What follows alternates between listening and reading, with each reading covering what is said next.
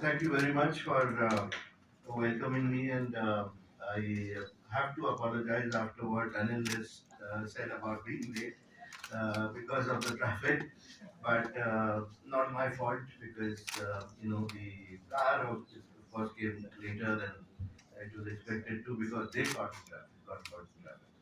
So I can't blame Calcutta. I have to blame myself and take all the blame. So my sincere apologies, and I'm glad you started on time so that you could stick to the time.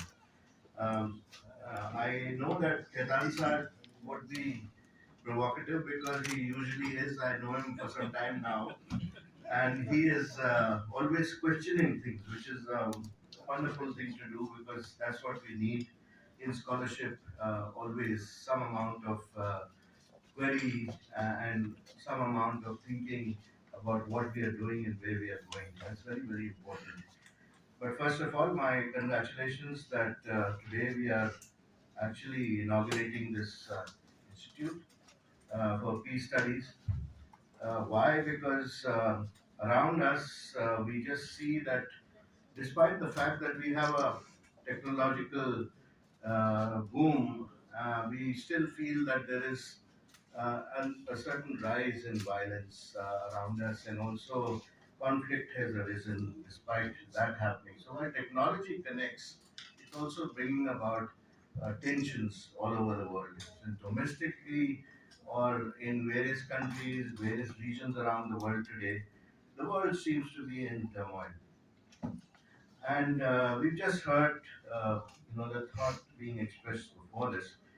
That is one of those important things to do today in India is to have some amount of infusion of peace and conflict studies into the curriculum because that's not happened at the scale, or it has not happened in terms of thinking which goes behind education. And I can see that why this is so important because I have done disarmament in my career for about 14 years. In terms of covering the disarmament meetings in the United Nations system, also negotiating some conventions like the Chemical Weapons Convention, taking part in the nuclear test ban negotiations, the Outer Space Treaty, the NMOD Convention, etc., etc., the Biological Weapons Convention. All these talk a lot about uh, how a particular weapon is to be banned, how it needs to be verified, and how it needs to be monitored. But ultimately, the self interest of countries and